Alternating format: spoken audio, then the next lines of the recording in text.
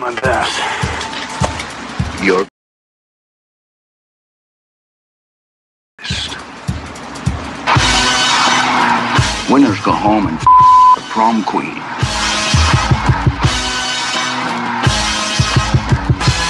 Welcome to the best soccer show. The best soccer show in the whole world. Here we go. Best soccer show, North American Soccer Network, NASN.TV. Jason Davis, Jared DuBois, your Sunday night soccer Special? program. It's not a special. It's our regularly scheduled soccer program in which we... I want to be known as someone's Sunday night special. Oh, I see. You isn't a Saturday night special better than a Sunday night special? Isn't a Saturday night special a gun? Yes, but I don't know. I mean, I don't know. I believe it's a 38 caliber handgun. Yeah, but in like that super macho, like guns are cool way. If I'm a gun, I want to be something along the lines of a Magnum. No, I don't want to be a 38 special. That is so played out, though. Like, I want to be a Magnum. Well, who wants to be a tiny little gun? Nobody. I'm You not want to be a Dillinger? What do you want to be? I'm not saying you want to be the Saturday night special. I'm just saying to go immediately to the Magnum is sort of cliche, don't you think? Like that would. Okay. I guess if I want to be a Walther PPK because that's what Bond carries, like that kind of nonsense. Like That's so Euro. I ain't trying to be Euro like that. No, wait. You are the Euro influence on this show. Wait, you don't mean it as Euros in European. You mean Euro as in unmanly. No, okay. I didn't call you that. I'm not calling you. I can read between the lines, sir. Speaking of guns, look at this segue, which we did not plan in any way, shape, or form. Apparently, Archer Vice is now about guns and no longer about cocaine. Vice it covers a number of different things. It's still very on point. I suppose it didn't occur to me that they might do that. They might switch vices midstream. Like all of a sudden, there's no more coke. Let's make it about guns, selling guns now. What other vices or what else is covered by Vice? Prostitution. Prostitution is a vice, certainly. Gambling is a vice. There's so many further ways to go. They could do this whole season. It's going to be outstanding. And I know Archer is a good sort of. I mean, it's half hour on a Monday night, right? And then we haven't done a show since last Sunday, so it seems like a long time ago. I just can't wait till someone has the idea to try to sell Lana's baby on the black market. Oh, that's going to come up. Absolutely. It's going to come up 100%. We are here to talk about soccer. As usual, if you want to call in and talk Archer, we're happy to do it. 201-430-2378 is the phone number. Phone line's open for the entire show. This is the official, because the Best Soccer Show is on right now and not Monday morning. Although, when does the week start? Like, the Americans have the week start on Monday and the Europeans have it start on Sunday. Is that how it works? What do you mean week? I mean, calendars, it's a Sunday. Sunday starts the week for us. Is that what you're saying? Yes. I'm twisted. Welcome to America, sir. Okay. So it is the start of the week, which means we can kick off Hate Mexico week, despite the fact that it's a friendly, despite the fact that some of the best American players aren't going to be there. Some of them will be there. Some of the best will be there, yeah. It's a very interesting roster and potential lineup, Jared, because it's not... It's sort of it's not an full A squad, but it's not We can debate all this BS, but there's one thing that every person's going to watch for. Will Julian Green play? That's the one thing everyone's tuning in for on the American side. Listen, it's Mexico. I get it. Is it possible to have a storyline eclipse the fact that it's Mexico? No. Yes. No. Maybe. I don't know.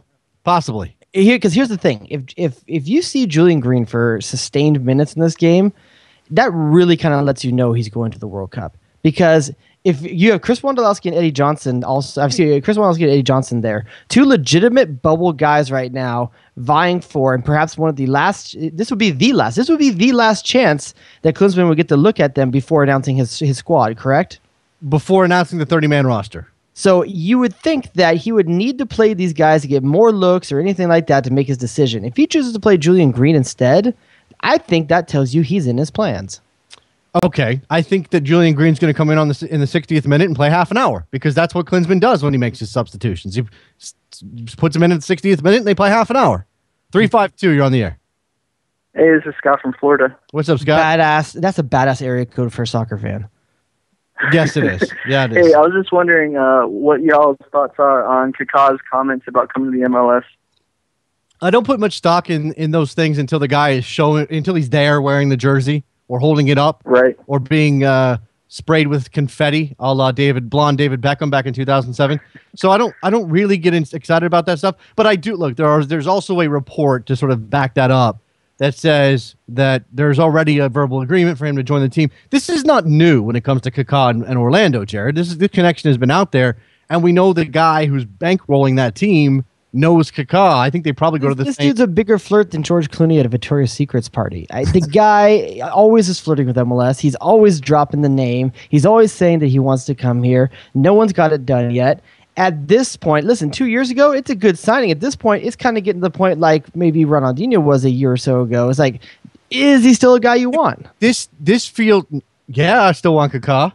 Okay, Yeah, I'm just okay. I'm sorry, I still do. I mean, look, I don't like retirement league stuff. Does he have the name value he had 2 or 3 years ago?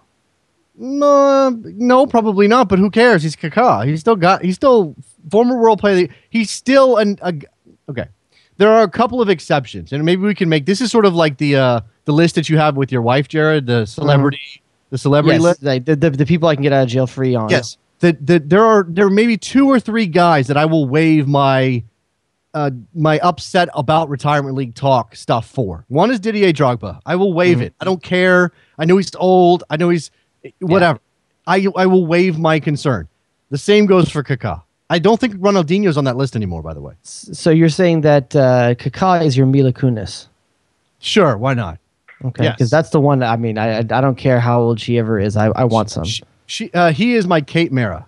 How about that? I don't even care if Ashton Kutcher is ruining her right now because that's how hot she is. Man, look, and you want to talk about not to go down that road. I was gonna say you want to talk about a guy who's never mind the Demi and now.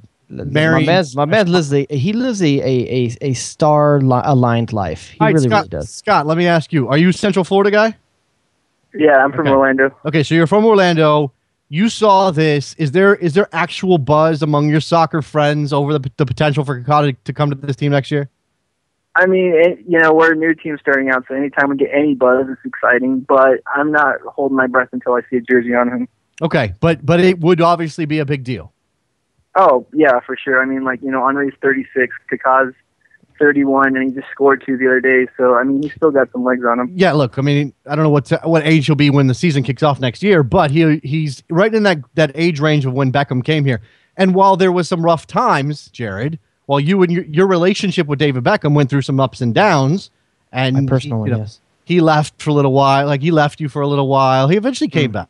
It became a good thing. I think that Kaka in Orlando, the guy goes to Disney World all the time. He's always there. Like every time I look up, he's there taking pictures at Disney World. Here's the thing. How can Kaka, a devout Christian, go to a team that's bulldozing down a church to make it their stadium? Not his church. He's a Pentecostal dude. I'm just saying. I mean, it's kind of hypocritical, man. If you're all Jesus like that, you can't be knocking down churches for your stadium. Yeah, I know, but I don't want to get into that. That's politics. But from what I understand, a legitimately fair offer was given to the church and they passed on it, which is why you're. I was gonna say I like the idea of Kaka. I love the idea of Kaka. To be honest with you, I just don't want to see us overspending for a name that's not as big as it once was. I think in his mind he's worth X amount, and I don't think it's there anymore. I think that you got to realize that you're not getting Kaka that was World Player of the Year first time around with AC Milan. You're not getting that guy. You're getting a guy much further down the road. Okay, but he's inconsistent with Milan, but you can still see the flashes. They're still there. Of course. He still has 2 or 3 game stretches where he is Kaka. I just want to see what dollar amount is this deal fair enough. That's what I'm worried about. It's about dollar amount. It's about commitment. Scott, I appreciate the phone call, man. Best of luck with Orlando Orlando City. Thanks a lot. All right, so look, it was on our list. It was the second thing on our list after the U.S. men's national team, which we'll come back to. The Kaka thing which we'll come back to because while I'm sort of not sure what to make of this game exactly, and I don't know what Clemson's going to do with it, I am interested in a couple of points, Jared. One, first of all, Brad Evans out of the team. Tony Beltran added to the roster. Klinsmann was at Rio Tinto last night, which everybody I think thought was to watch Bradley play, to perhaps watch Luis Gil play, who's in the team. But he may have also been keeping an eye on Tony Beltran because he was going to call. The fact matters, there's 4 guys that could play in the Mexico game on that squad. It's the appropriate game for him to be at. You have Beltran, Beckerman, Bradley, and Gill. It's a great game for him to be at. And Luis Gill had a very good night on the night. Showcased very well. Yes. Michael Bradley may be the best passer in the league that's not a number 10. I mean, his passing is different than, like, you have Javier Morales on the field last night, and Javier Morales is doing his thing. He was exceptional on the night in terms of how he moves, a little intricate touch, one-touch tight passing. Michael Bradley's long-range passing and vision upfield is very, very good for a guy that's not playing a number 10 role. Right. He's a deep-lying playmaker. And I said it on Twitter, after he put a ball right on Jermaine Defoe that actually didn't get converted into a goal, I said, the guy's going to have assists this year. He's going to have many assists. I don't know how many, but he's going to get assists, provided he stays healthy and everybody else stays healthy. Defoe has to stay healthy. Came off with an injury last night for TFC, grabbing his... So Clint's been scouting Tony Beltran, names him to the team, but people still want to talk about DeAndre Yedlin. I don't understand this. People are skipping right over Michael Parkhurst, who's having an exceptional season at Columbus so far. I think that, well, he's playing center back there, but I think that if Brad Evans is not available, I think that Klinsmann starts Michael Parkhurst and maybe gives Yedlin a run out in the 60th, just like I said with Julian Green. I don't think DeAndre Yedlin is going to start this game. No. If Brad Evans can't go to the World Cup, DeAndre Yedlin's still not going to the World Cup, correct? Probably not, because Parkhurst can fill in there. And Cameron's going to be your starter. And Cameron's going to be your starter, right. And then both of those guys are versatile enough to play all along the back line. It actually gives Klinsmann a little bit more. And not just that, but Fabian Johnson's been playing right back at Hoffenheim as well. That's what I hear. But he's got to be your left back. I'm just saying, I'm talking about coverage. I'm talking about other options, the reasons why you wouldn't have to take DeAndre Yedlin. Yes. I think it's too early for... Look, everybody's excited about him. I think he's improved a lot in the little bit of time he's been a starter in MLS, but he's still got some ways to go, and I don't think he's ready yet, or I don't think that Klinsmann thinks he's ready yet. You go on the record then. Wednesday night, who's going to be their starting right back? Michael Parkhurst, who's had plenty of looks at, or does he give the run out to a young guy like DeAndre Yedlin and see what he can do? Parkhurst is going to start. Okay, I agree. I think you have to look and see your starting lineup that night. In my mind, you're going to have Parkhurst, you're going to have Gonzalez, you're going to have Matt Beasler and DeMarcus Beasley out on the left. Yes. Absolutely. 100%. And the bigger question is, who's the forward tandem in midfield going to be? That's where it gets kind of hokey because you have a few guys missing. Obviously, Jermaine Jones isn't in this lineup. You don't have Josie Altidore. It's a mix of who you're going to take and who has one last chance to impress. Mm-hmm. In that regard, you might see Brad Davis play. This might be the last chance for Brad Davis to make a statement as, take me, not Breck Shea. Yeah, I think Brad Davis will get on the field at some point, but I don't think he's going to start. So you say Landon Donovan starts at left midfield then? Yeah, I sure do. And so Kyle Beckerman with Michael Bradley in the center? Yes. And then Graham Zusi on the right? Yes. Okay. And then up front you have Clint Dempsey and who? That's it. You have one. No, we said 4 midfielders. Sorry, center midfielder. Your center midfielder is Clint Dempsey. Your forward is probably, I don't know. I could see him starting either Johnson or Wondolowski, but I'm not sure yet. Yeah, I don't really like either of them. I mean, I know Eddie Johnson had a little bit better game this week for DC United, but still not on the scoring sheet. Chris Wondolowski gets stoned on his penalty kick in Mexico. I don't know if either of those guys are full of confidence. Right? I don't know, outside of Aaron Johansson, if we have a striker anywhere that's full of confidence right now in the American system, unless you go with the confidence that comes with naivete of youth and have Julian Green. Yeah, no, he's not going to. I don't think Julian Green plays up front. I think Julian Green comes on. I know he's a left-sided, advanced winger. Yeah, I think he plays. I think he plays on the wing at some point during this game. For Julian Green, I just can't see him. Look, unless Klinsmann switches to the 4-4-2, throws on another striker, throws on Green as a reserve, as a withdrawn striker, and then withdrawn forward, and then shifts things around a little bit. I guess it's possible he could do that. I think Chris Wondolowski gets to start on Wednesday. That's okay, fair enough. And he scored this weekend, so a little bit of confidence for Wando as he moves his way into to this national team break. Now, let me ask you this before we get to the MLS stuff from the weekend. Do you think that Dempsey's suspension hurts him or helps him or is immaterial to his national team performance on Wednesday? Fairly immaterial, but I think one only good thing you can say about is that he scored this season already, so he has that going for him. He's gotten off the schneid early. He was on a donut for a good portion of last season. I think it's good for him to start off the year with a goal. Unfortunately, he also starts off with a suspension. But one thing you can say is that Clint Dempsey, if he was coming back from England tired, he's had 2 weeks off. He should be fresh. There's no excuse not to be fresh right now if you're Clint Dempsey. That was kind of the only silver lining for not being able to play the last 2 weeks for Seattle. And look, they went to Montreal and won. They got beat by a late goal against Columbus at home yesterday, which was fascinating. So I don't know if they could have used him. I mean, they looked pretty good against Columbus. They had a penalty by Jimmy Traore, which was a disaster, and they fell asleep at the switch on a corner kick with the last kick of the game for Justin Merriman. They probably should have won that game anyway. So there's question over whether or not Seattle is better without Clint Dempsey. I don't think it matters because he's going to play. But Obafemi Martin still isn't producing though. Whether Clint Dempsey is good for them or not, Obafemi Martin is not good enough. I thought he looked pretty good yesterday, but he's not scoring. How is he contributing at a tangible level for Seattle? He's creating things. He's making He's making things happen. He set a couple of guys up with chances yesterday. That if they convert them, that's a different game. But is that what you're paying Obafemi Martins to do? Isn't that what you're paying Clint Dempsey to do? You're paying Obafemi Martins to be a force in your attacking setup. Whether that means scoring goals or setting them up, I don't know that it matters. I have a problem with this the same way I have a problem with Cahill and Henry in New York. You have two guys that should be strikers scoring goals that are coming way off the line to create instead. So then you have a gap up top of who's going to be in the box knocking these balls in. Well, I don't think that Martin's issue is that he's coming deep to pick the ball up. I don't think that was happening. I think he was getting the ball. I think he's having to create because there's not enough creating going on around him. Is that fair then? Possibly. I mean, it might have been a different story with Dempsey on the field. And they still have to figure that out and be effective with that. I suppose. I'll say this, though. Seattle is better with Kenny Cooper on the field. I think that's probably true, too. And that was I'm surprised that with the position they're using him in. They're using him at the kind of like almost left midfield / striker. I mean, winger role. Yeah. But one thing you'll see, though, in Kenny Cooper's goal this weekend, he may be playing wide on the left, but he took that shot like a striker. Looked off Lamar Nagel dirty. He totally looked off Lamar Nagel and took that ball himself. That's a striker's hit. Well, that's the thing that, I actually think that Kenny Cooper can be effective in that position. He's played there before in his MLS past, not regularly, but he's done it. The mistake that everybody makes is let's make Kenny Cooper a center forward, and he's not a center forward. So this is probably more fitting for his skill set. But then you do get that issue where you have a striker playing that position, which means their first instinct is to take the shot.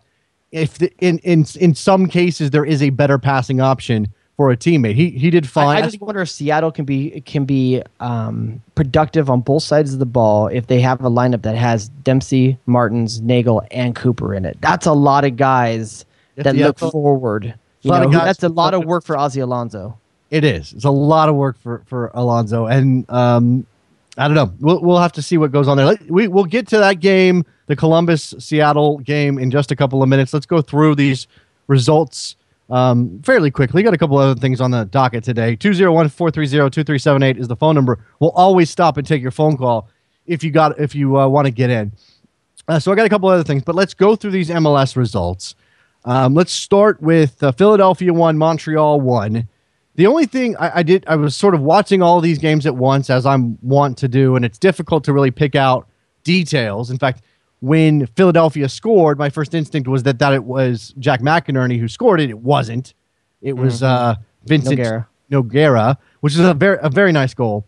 The only thing that really jumped out at me was Amobi Okugo, who I like a lot and who I think is one of the best center defenders in the league right now.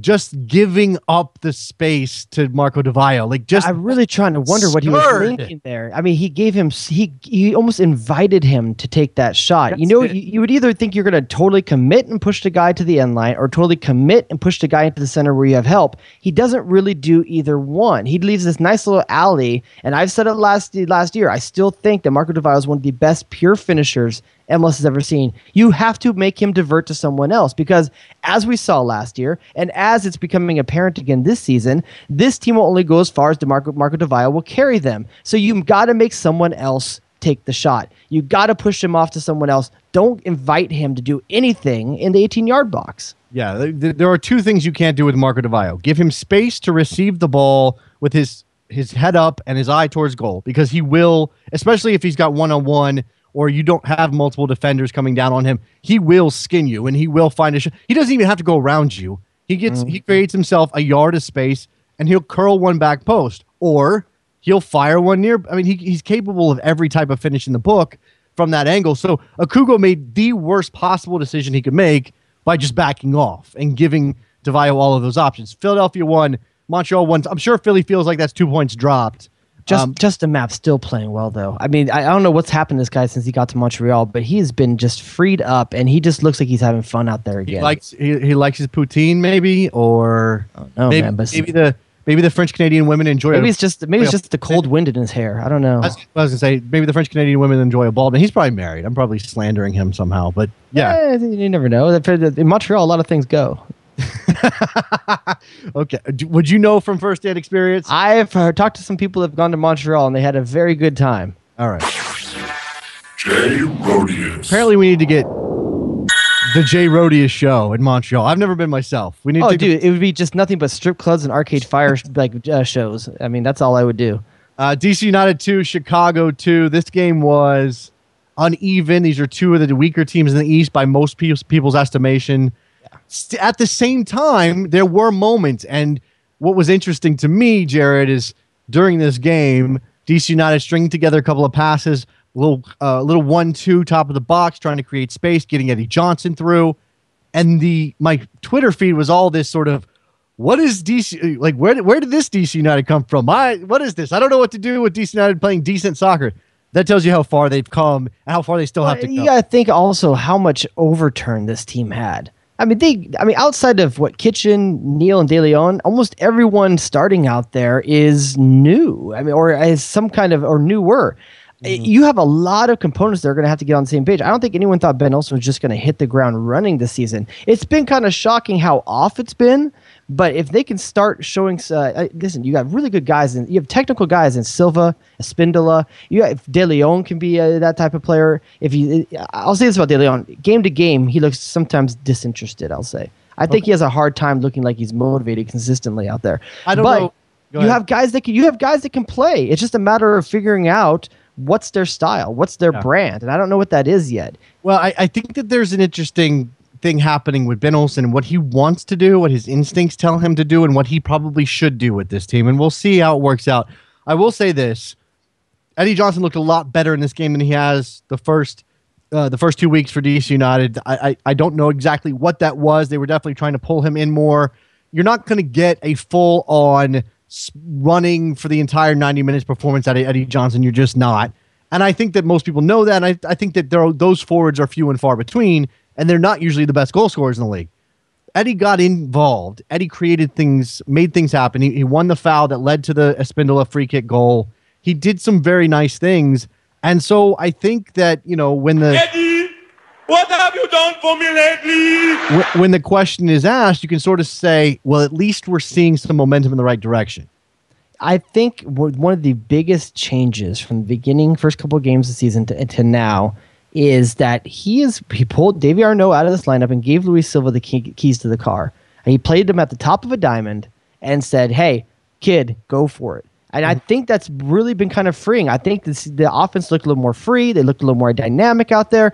Granted, Silva's going to make a lot of mistakes. He's a young guy. And Davy Arnaud is going to be far more moderate and conservative in the decisions he makes out there, and there's going to be a lot more smart play going on. But does anyone think that Davy Arnaud still has it in him to run an offense? I don't think so. I don't know if Davy Arnaud's job was ever really to run an offense. Even going back to Kansas City days, I always thought of him more as a number 8 style guy or two-way guy. Luis Silva they're banking on Luis Silva right now, and if he can actually drive this offense, it could get fun here real quick. Yeah, the disappointing thing for DC, not only to have Quincy Americos score, and Niarco absolutely skinned DC the United. Way they scored.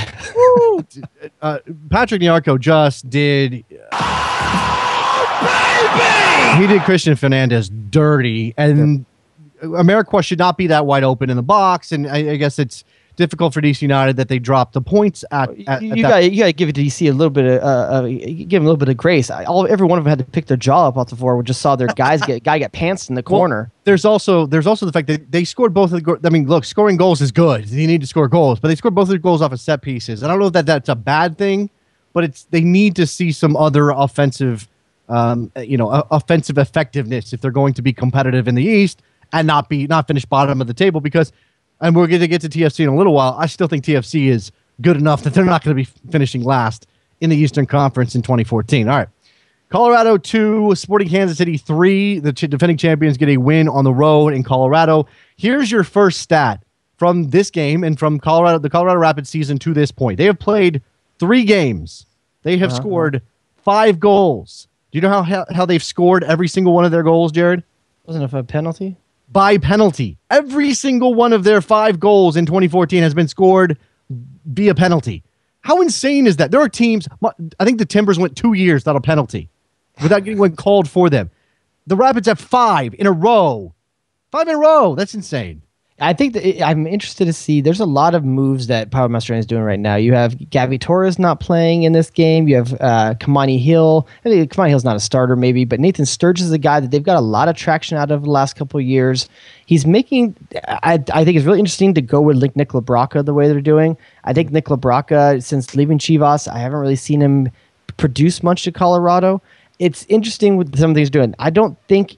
If they think they can ride Edson Buttle to a playoff berth or a run, I don't see that happening. They need Deshaun Brown badly. They need him badly, though. Yeah, obviously, Buttle is not going to be your starter week to week if Deshaun Brown is healthy. That's clearly something they had to deal with. Well, they actually kind of played him out of midfield a little bit in this game, though. Not really up top the way they were doing last year, but I don't know. I just Edson Buttles just doesn't seem like the guy for me. But that being said, most of this is the same team that excelled last season. It was an offensive, I don't want to say juggernaut, but they had very good offense last year. Fast, quick, young. I don't know that I've seen that so far. Yeah, I think the worst thing that Mastroeni can do is slow them down. I think they have to play the way that they were playing fast. Look, Dylan Powers can make a 35-yard pass to get guys through. And if you have Deshaun Brown on the other end of it, it can be effective. That's obviously part of their issue. I think you got to put Deshaun Brown up high. I think Buttle pushes him further back up the field. You want Deshaun Brown breaking out behind defenses on that little ball that Dylan Powers can put over the top. He's got to be playing off the last shoulder. The shoulder of the last defender. He's got to be playing there. Very similar to how the Portland used Ryan Johnson last year. Yeah. Looking at this game also, Graham Zusi, fantastic day. I think he had assists or was directly involved in all 2 of the goals and then scored the other one himself. And Dom Dwyer's goal was perfectly taken. Love that goal. Like to see Dom Dwyer succeed. The guy works so damn hard, and it just warms your cockles, Jared, to see a guy that works that hard. The game really took a turn when Marvin Wynn got ejected, though. He gets ejected around the 85th minute or something like that. No, 85th minute. The winning goal comes from Dom Dwyer at the end. Marvin Wynn deserved it of the second yellow. Absolutely deserved the second yellow. I think that tackle was deserving of it. One of many red cards on the weekend, to be honest. Yes. And also one of many last-second goals. Yes. This is a very entertaining weekend in MLS. We had 3 themes. We had red cards, we had late equalizers or winners, and we had penalties. And I'm going to play, we may roll through all of the penalties, and we'll play what was that a penalty with Jared DuBois, and I'll give my opinion too. And a little bit. First of all, 917, you're on the air. Who's this? Hey, what's up, guys? It's Greg. Hey, Greg.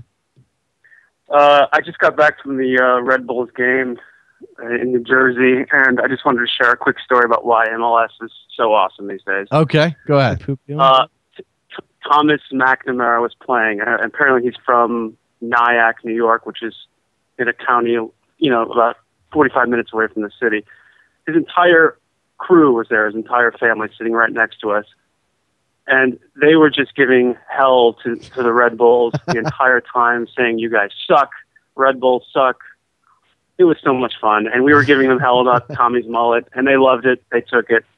It was just a good time. Tommy Mack, who won the penalty, who won the penalty that gave Chivas the lead in that game. Another one of the was it a penalty? Let's start there. While we've got Greg on the phone, Jared, was it a penalty? Thomas McNamara sort of flailing in the air with Eckersley's arms around him. Yeah. I think that one was a little bit soft, to be honest with you. I don't, because and here's why. The only reason why, not that Eckersley didn't make contact and it was from behind. Eckersley put himself in a terrible position. I don't think McNamara was ever going to get to that ball. That's my issue. I think it was too tall for him no matter what. He was not going to be able to make contact with the ball. That being said, though, Eckersley did himself no favors by choosing to make contact in that position. Okay, and this is what I'll say. I was right behind. Sorry, guys. I was right behind Eckersley. Jared's completely right. There was no need for him to do that. Right. But he pulled him down. It was clear as day. It was a stupid move. I don't know why we signed this guy anyway. Because he was one of the only positive parts about Toronto the last 2 years, to be honest. He was pretty good for Toronto last year. I think you should just chill on that a little bit. And plus, maybe. It doubles your team's ginger quotient. I don't know if that matters, but it's a thing. That can't be good. Well, that's huge. I will say that, look, you said it's soft, Jared. I won't disagree with that, but I will say I have no problem with it being called. And as I said on Twitter, and as players are going to have to realize, the emphasis on for officials in 2014 is holding and grabbing in the box. You do it, you're going to get whistled for a penalty. It's going to happen. Don't. I think there's another instance to that in the RSL game as well. Absolutely. When Daniil Henry is wrestling with Alvaro Saborio at the top of the box, doesn't matter where you are on the field if you're in the box, and it doesn't matter whether it's a two-way battle. If you've got your arms out and you are grabbing the offensive player, the attacking player, it's going to get called. And here's the thing. Saborio may have done an excellent job of getting his arm into a great position there, but by the end of that play, or beginning of that play, Henry has his one arm cupped underneath the shoulder, the armpit of Saborio, and the other one over the top of him. You're asking the referee to make that call. It reminded me of, there's that pro wrestling move where you stretch the guy's rib cage out. That reminded me of that move. Greg, was this Greg? This is Greg, right? Did I get that right? Okay. Yeah. That goal that Leyland Dula scored to equalize, I was taking a little bit of a shot at the Red Bulls, but to be celebrating that goal, I know it got him back level, but to be celebrating an equalizer at the death against Chivas at home, I mean, let's put this in context, right? Look. I celebrated that goal in person more than when we won the Supporters Shield for some reason. I don't know why, but that place was angry. It was frustrated. We're nervous. We're a nervous, worrying type here.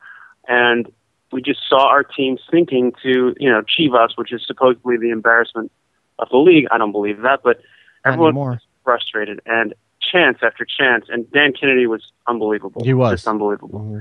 I think, but here's why you celebrate this goal. Great to get a point. It was just, I know it was a little absurd, but it was so exciting to see at the last play of the game. It was pretty exciting. Sure, to score like that is always fun. And just to fully talk about this New York game, I know we were just talking about the penalty, but just dive into it, because the reason why you celebrate this goal is because Lloyd Sams spent 45 minutes shredding a side of the field. I don't know if I've seen an MLS player shred a side of a field in years. That was one of the most comprehensive offensive winger performances I've ever seen in MLS.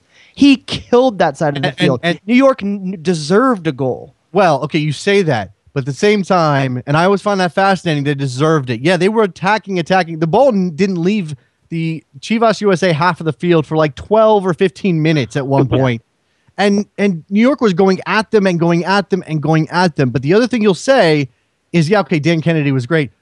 New York didn't have the quality to finish the job. They didn't get the job done. So when you say they deserved the goal, they got the goal that they deserved. The one goal they put in the net. They were rewarded for their play. Is that better? How cliche is that? That's also a function, and I'm not sure that Wilmer Cabrera decided to bunker in or anything, but they definitely took the foot off the gas. They put Bofo up top to lop the ball to him. Mm-hmm. He was a disaster, by the way. We're going to talk about Bofo Batista's hair in a minute, but they just decided to sit back and let New York come at them. So it wasn't. I don't know. It was half of New York doing what they did, but it was half of Chivas letting them do it. If you know what I'm saying.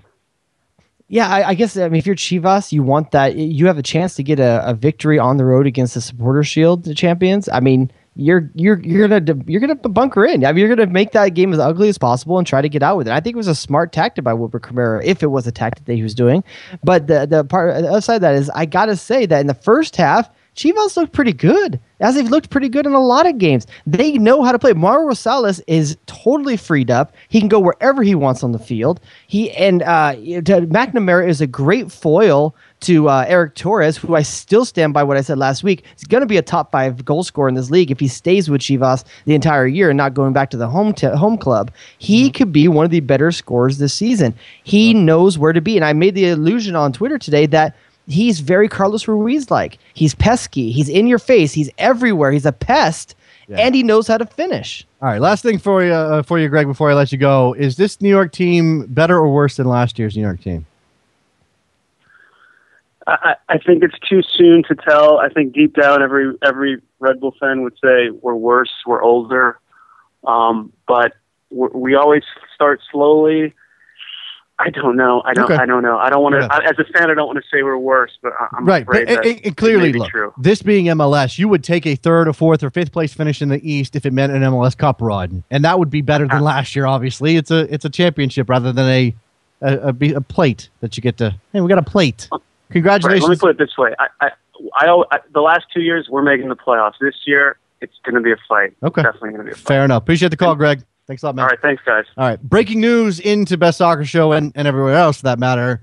Martin Vasquez. Well, it's Martin Vasquez, but the headline on the press release that just came out from U.S. Soccer is that Jurgen Klinsmann has hired Bertie Votes as a special advisor for the U.S. men's national team for the 2014 World Cup. That's the headline. But you go down a little ways and it says, along with the announcement of Votes, Klinsmann has added U.S. Soccer Youth Technical Director and U20 men's national team head coach Tab Ramos to the coaching staff and is transitioning Martin Vasquez to other responsibilities within U.S. Soccer. Does that mean Martin Vasquez is no longer number 2? I see one of two things happening here. Either Martin Vasquez is on the verge of signing for a job. Maybe he got a head coaching job someplace, and this is like the lead into that. Or there's some kind of fundamental difference going on between two guys. This was his guy. I mean, Martin Vasquez has been his guy for quite some time.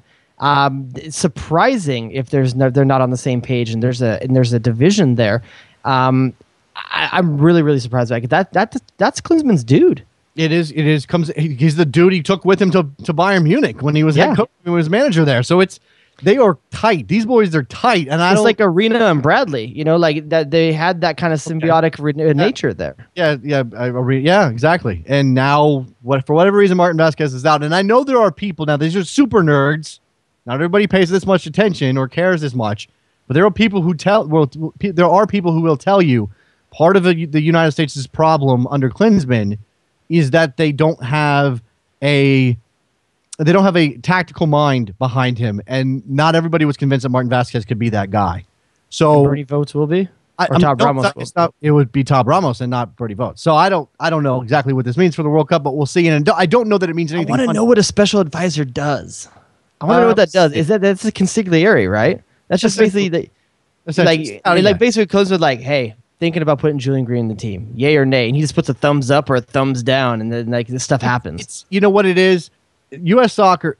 I imagine either Bertie needed a job, or U.S. Soccer told Klinsmann he had some room left in the budget. They're like, oh, we're going to World Cup. We got everything settled here. We're paying this much for the planes, and we got this much for food. Oh, look, there's an extra $100,000, $150,000, whatever the money is. And Klinsmann goes, oh, well, my dude Bertie Votes needs a job. Like, he's just chilling. My old coach, like, bring him in. He can scout for us. He can help us, during training. He can fly around Brazil. Here's the thing. He's currently the manager of Azerbaijan, who the U.S. is going to play in a couple weeks. I don't care about How's that work? I don't care about that. What? They're not good. But how does that work? How are you gonna have a guy that's your special advisor that's the coach of the team you're gonna play in a couple weeks? He's not going to the World Cup with Azerbaijan, so he's gonna have some free time after this. That's just weird, though. I was Listen, Bernie, you've done such a good job with Azerbaijan. I want to bring you in. Well, it's not that. I mean, it's let's see. Part of the German team that won the 74 World Cup. He brings a tremendous track record. Coached the 1996 European Championship squad on which Jurgen Klinsmann was a player. So blah, blah, blah. I mean, he's the last head coach to lead Germany to a trophy. I mean, look, it's just this stuff happens all the time. This is backslapping. This is the network, right? This is if I got to a position where somebody said, we got a couple $100,000 with nothing to do, I'd say, oh, look, my man Jared DuBois needs a job. Let's bring him in. Pick this boy up. What is his responsibilities going to be? No, he can sit over there and make need some some jokes. advice. He can make some jokes. He can be my personal sommelier. I don't give a flying crap what you do for that. Wait, why is it? I don't like in this scenario that I'm the guy that needs to hook up. I can't stand that I'm the guy that needs to hook up. Got a little excited. You back online? You back online? You got a little crazy there? I turned or something. I got caught. All right, let's go through the rest of these. We'll take phone calls on that. Martin Vasquez and that news. 201-430-2378. By the way, that part buried 5 paragraphs in that press release, the Martin Vasquez part. Isn't that what should be the story? Yes, but I think they know that that's one's a positive, we're adding Birdie votes, and the other is a negative, we're moving. I always wonder how it goes when you're the press officer for some place. Is it like, if I put it here, maybe no one will notice? Oh, no, they know everybody's going to pick up on it. But I think that, they're going to do their best to sort of, not bury it, but sort of, put it in there where it's not. Because the first thing that journos do, and you go find this on Twitter, because it happened 10 minutes ago when this dropped. The first thing they do is tweet the headline. The first thing they do is get the headline out there. Klinsmann names former World Cup champion Birdie votes as special advisor to the U.S. national team for the 2014 World Cup. Headline. Boom. There it is. Then you read through it, and people are like, well, what else is in here, maybe? Oh, Martin Vasquez is being reassigned. What does that mean? And then, so people take the first blast and move on, and we all have short attention spans anyway. But I'll say this, though. Here's why the Bernie votes, the hire here makes a lot of sense. This guy managed the German national team for 12 years. Oh, yeah. West Germany and Germany together. This is a guy that's part of the German mind, the mind trust. Like, why not bring another guy in? If you got to play Germany in a couple weeks and a couple months, and it's your entire World Cup may hinge on that game. Likely will hinge on that game being the third of the first round. Well, you want a guy in there that's going to be plugged in. You really hope it doesn't, because that means you didn't get enough out of Ghana and Portugal. You want to hear the best case scenario. Well, okay, the best case scenario is 2 wins. But what the United States should really be hoping for when they go to the World Cup is beating Ghana, getting a draw with Portugal, having 4 points, and going into the Germany game without needing to win that game. John Carlson's on the air. What's up, John? John, can you hear me? John, your Skype is broken. Call back later. There you go. John Carlton. Your last name's Carlton. Do you have to be able to do the dance like at weddings and stuff? Yes. Okay. Absolutely. Back to these MLS results. Let's go through these. RSL and TFC. You mentioned that game. We mentioned the penalty. Danielle Henry taking down Saborio.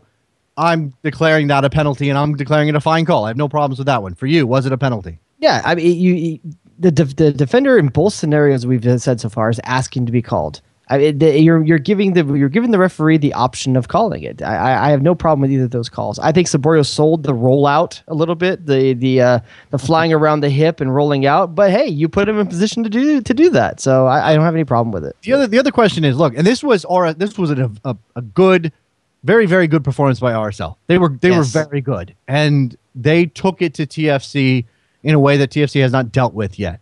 So what I'll say to you is, or the way I'll ask this is, was it a quote-unquote wake-up call for TFC, or is this just part of the process of developing a better team than they were last year? I think it's very same thing we were saying about DC a couple minutes ago.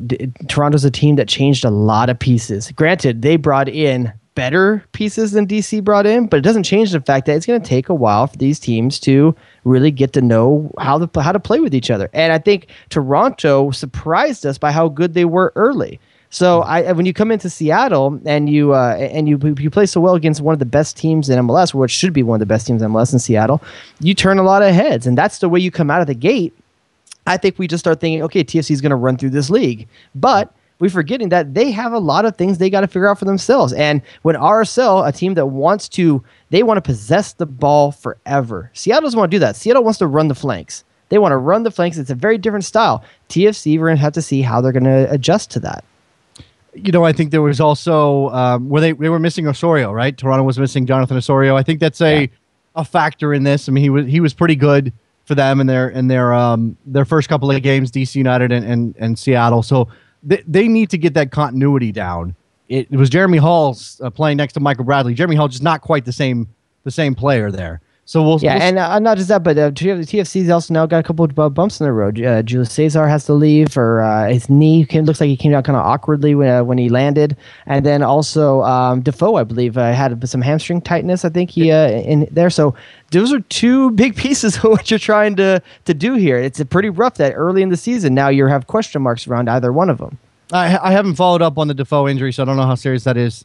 Cesar thing. It's going to be hilarious if TFC broke Brazil's starting goalkeeper. That's just going to be funny to me. I don't know why, but it's just... And how much flack does MLS take for that? None. He could have gotten hurt anywhere. Come on. He needed to play. Whatever. Okay. Seattle won, Columbus 2, a game we teased a little bit earlier. Do you believe in Columbus? Do you believe in Columbus? Before we do anything else, do you believe in Columbus? Yes. Columbus is my... And I put this out there, and people have different views of what bandwagon means. I guess for a lot of people, bandwagon is like a negative thing. Like, everybody's jumping on that bandwagon without really thinking about it just because it's the hot thing. Like Montreal last year? Jump on the Columbus bandwagon and do it now so you can say you were there when the damn thing rolls into the playoffs at the end of the season. Because I'm telling you, this is a good soccer team. I think Greg Berhalter knows what he's doing. They have quality throughout the entire every portion of the field. They've got quality. And our friend Joe up in Seattle says that he's got Higuain for MVP, and that's a pretty damn good shout from what I see so far. And not just that, but if you talk about once again, like we just said, another team, big overhaul, comes out the gate strong. But what you'll say different about this is that this team went down 1-0 away in Seattle, Columbus, and then came back 2 goals to win it. That says something about the character of a team. That leads us into a couple of things. One, there's a red card in there too. Was it a penalty and a red card on Jimmy Traore on his tackle from behind on Dominic Aduro? This one is the one that really makes me think, because red card, it should be denying a clear goal scoring opportunity, right? For the red card, yes. Literally, Stephen Fry is 2 feet in front of him when it happens. And Oduro got a shot off that hit Stephen Fry. Yeah, and so I have a hard time thinking that it's denying a clear-cut scoring opportunity. I can't even really say it's the last man or anything, because the keeper's there as well. I have a hard time. I think that's a penalty and a yellow card. That's the way I see that play. All right. I could go with that. The red card does seem a little harsh to me. The tackle from behind, he doesn't make a ton of contact, but you just can't swing your leg around the guy when he's in the box. You can't do that. So I have no problem with the penalty. By the way, the only penalty from the weekend I really had a serious question about was Colorado's first, where Michael Parra was sort of on the ground and his hand is behind his head and somehow he touches the ball. Like, that's the only one I really had a serious issue with. This one I didn't. The red card I could see. The other thing is just Iko Parra being Iko Parra's lot in life is to be the guy who gets called for those things. Man, that stinks. The other thing here is, well, first of all, Columbus would have missed the season from this game if it wasn't for Iko Parra, who had a major serious miss last week. They had Higuain hits the bar, and then Honor somehow misses the goal with the rebound header. But give Columbus credit, like you said, they fought back. It's a little fluky because they get a penalty for the first goal, and then the winner was. What happened? I mean, where did Seattle go? No one stepped out on Justin Merrim. That's the problem. Everyone's got their head down. It's late in the game. They think the game's over. I think everyone's crowding into the boxes. No one's expecting a short corner at the 94th minute. Maybe, but do you think that had something to do with the referee's positioning? Because to me, that was the weird thing to me is, I guess you don't necessarily need the referee to signal restart for a corner in that situation. But the referee's like on the end line. And I think that the Seattle, I can't remember the sequence before that, but they had just had something happen, a foul or something. You know, obviously the ball went out of bounds, but I mean, something else happened right before that. The referee's on the end line, and the Seattle players are just standing there doing nothing. And Merrim he's got a country mile of square space to do what he wants. Doesn't change the fact he hit that well. No, it was a great, well-taken goal, but it just, again, it's kind of an odd way to lose. And I'll say one more thing before we move on. 2 things before we move on from this game. First of all, I think Seattle's going to rue the fact they let John Kennedy Hurtado go in favor of Jimmy Traore.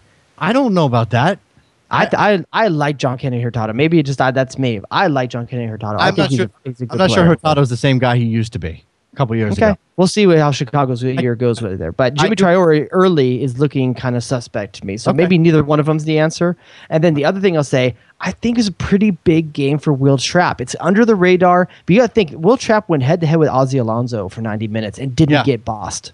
Well, okay, they're not always going to be coming together, but for the most part, we talk about this. We talk about the elite center midfielders, number 8s in the league. We talk about Alonso, Beckerman, Bradley, and Will Trapp's going to have to go up against every one of those guys. And he doesn't have the name, he doesn't have the pedigree, but every time so far this season he's gone up against someone, Will Trapp has held his own. He's going to be a huge player for this team. I think that's a very good point. I had something else on Columbus or Seattle, and I can't remember what it was. Oh, I was going to say that at least John Kennedy Hurtado and Jimmy Traore are not Pamudaka because, and I think that's the next game we should talk about that I somehow left off of our list. Oh, no, here it is. FC Dallas 2, Portland 1. FC Dallas is the other team where you have to ask whether or not you believe in them. In this game, look, Mauro Diaz is the real deal. He is legit. No kidding. He's going to carry them a long way if he stays healthy. But I think that's the question with Dallas is, can they really keep this up sort of the way that they're winning? Because it doesn't feel as convincing as what Columbus has done. I know that's weird. Here's the thing, Dallas. Here's the thing about Dallas. They did us dirty last year. People wanted to believe in Dallas last year after they got the great start. They and Montreal both made us all once bitten, twice shy. Because they looked so good early on. People wanted to believe in them, and they both tanked down the stretch. Now, that was a Shellis Hinman team. This is not. So there's a few things out there, like you want to say, ooh, Dallas looks good. Mauro Diaz. No matter what anyone wants to tell you, Mauro Diaz is, like you said, the real deal. And I'm excited that there's some legitimate number 10s in this league again. Because when you think about when the league started, you had the Echeverries, the Cienfuegos, the Valderramas. And later through this, over the course of MLS, every once in a while you have one. You have Javier Morales come in. But Divi Ferreira at his best. Divi Ferreira was not his best last season. Great upgrade finding Mauro Diaz. Whoever unearthed Mauro Diaz and got them into that position is a very good job. I actually have a funny story about Mauro Diaz signing with Dallas, but let's go to the phone. So 507, you're on the air.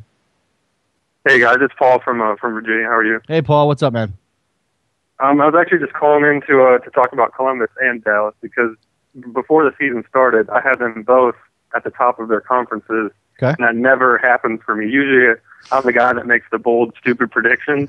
But there's still plenty of time for this to become a bold, stupid prediction. Well, no, absolutely. You got a long way to go before you're going to be proven right. But at least out of the blocks, you've got something going. And this is what I'll say about FC Dallas and sort of the counter to whether or not they can keep it up.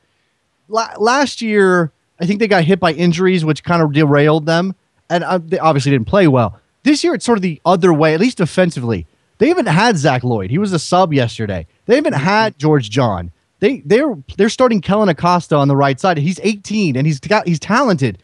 But there's Stephen Keel in central defense, and they're doing well. So it tells you that once they get all of their their strongest pieces back, they may even be better. So yeah, I mean, it obviously if you've picked FC Dallas and Columbus to win their conferences, you're kind of out there, dude. Well, I mean, like I said, usually I'm the one that makes the stupid predictions, and nobody takes me seriously. But I am off to a good start, so that's good. But I just wanted to say that Columbus, the reason being, I saw the spine of their team. That's such a strong spine up top. They've got as long as Arrieta can keep him, if he can score goals like he did in 2012, right?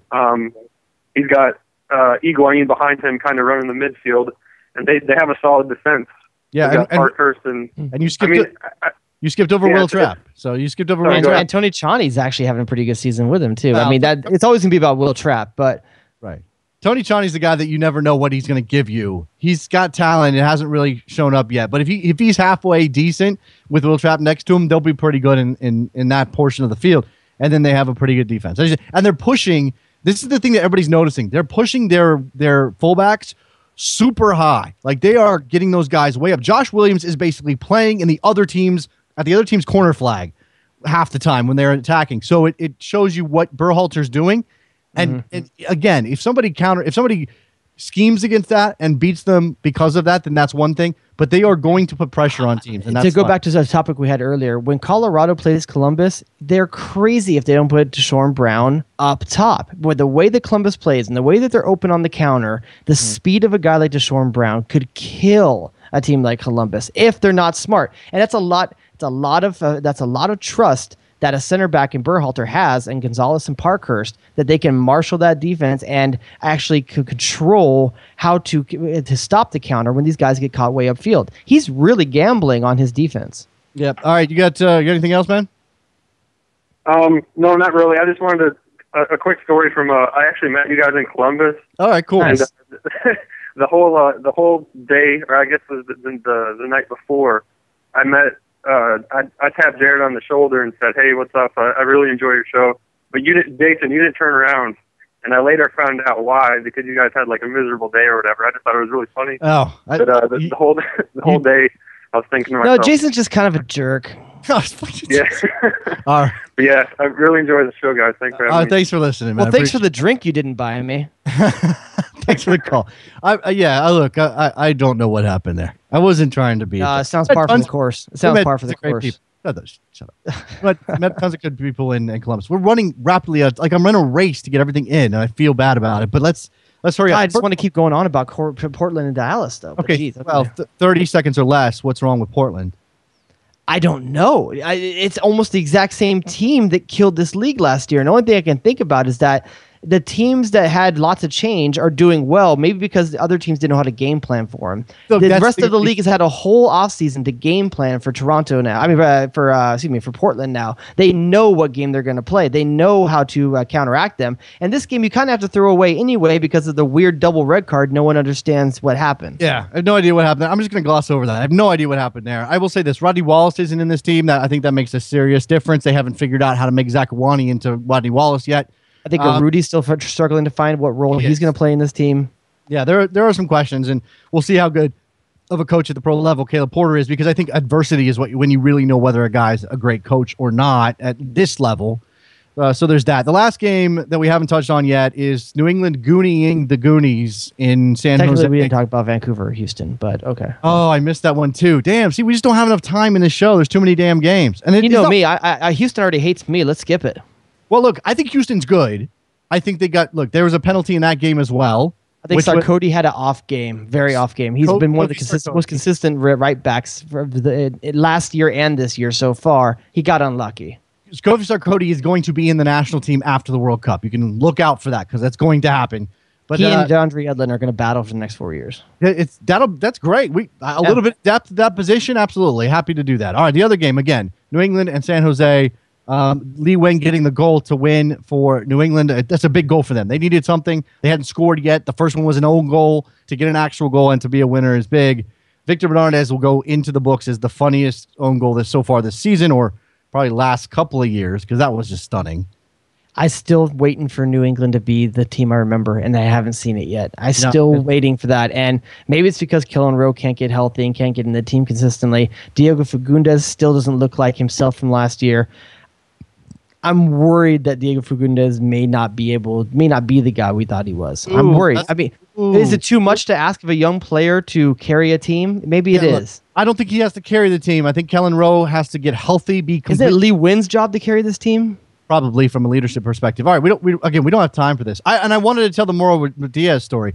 I was reading today. Mauro Diaz apparently landed in Dallas because he has two sisters who are dating twins, the Funes Mori twins, who were at FC Dallas in 2008 as youth players, and now both of them ended up at River Plate. One plays for Benfica now. One is still at River Plate. So Mauro Diaz knew them through his sisters who were dating them. So twins dating sisters, which blows my mind, first of all.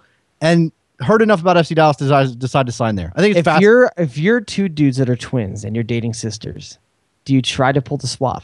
Oh, dude, I think you have to at least try. And there's like that crucial, like, past the point of no return moment, right? Like, if you're the twins, you have to decide, like, how far do I push this? I'm gonna take this off the rails for a second, okay? Because if you're twins and you're gonna try to pull the swap, don't you have to look at each other's junk one time to make sure there's no differences that are noticeable? Oh my god, I don't even know how to respond to that.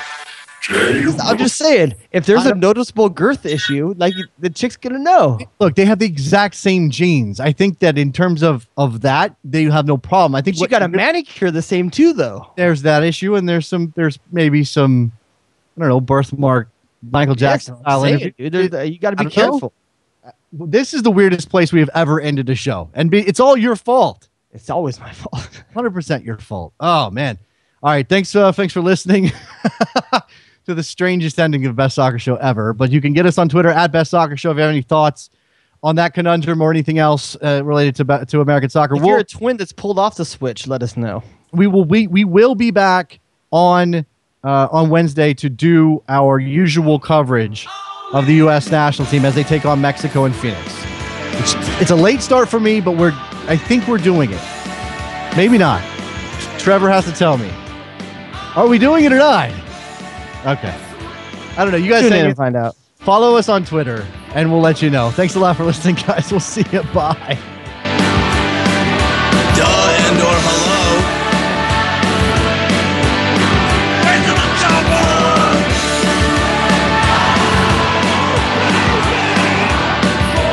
I'm Epic Win.